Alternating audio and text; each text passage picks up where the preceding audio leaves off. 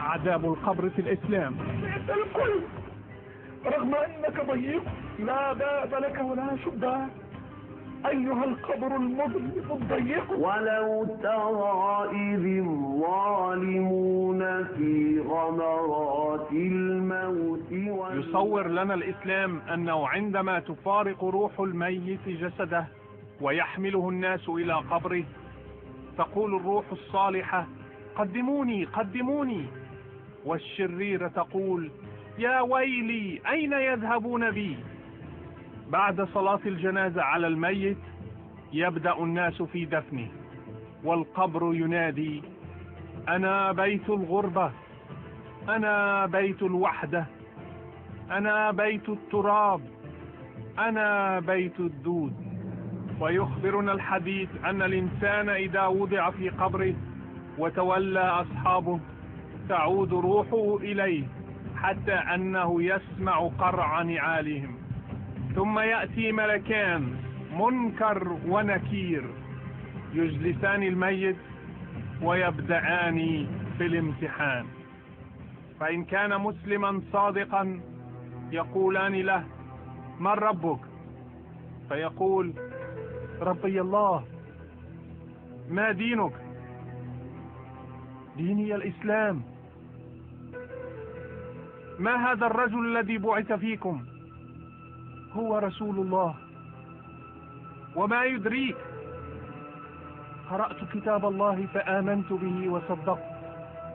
وبالتالي يكون قد نجح في الامتحان، فيفسح له في قبره مد بصره ويصله شيء من ريح الجنة وطيبها، وينادي مناد في السماء أن صدق عبدي فافرشوه من الجنة وافتحوا له بابا إليها.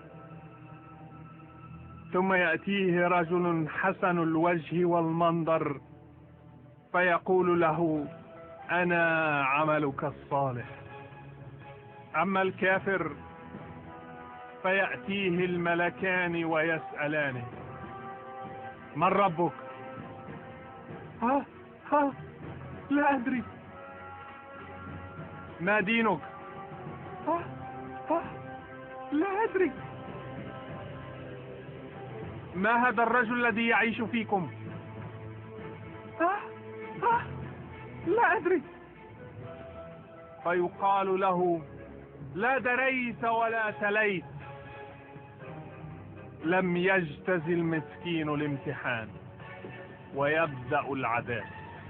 وينادي مناد من السماء أن كذب فافرشوا له من النار، فيضرب بمطرقة من حديد، مطرقة لو ضرب بها جبل لصار ترابا، فيصرخ ويصيح صيحة تسمعها الخليقة كلها إلا الإنس والجن، بل يضربه حتى يصير ترابا، ثم يعيده الله كما كان ويضربه ضربة أخرى ويضيق عليه قبره حتى تختلف فيه أضلاعه، فيقال للأرض التئمي عليه فتلتئم الأرض عليه، ويسلط عليه في قبره ثعبان اسمه شجاع أقرع فيأكل لحمه من رأسه إلى رجله ثم يكسى اللحم،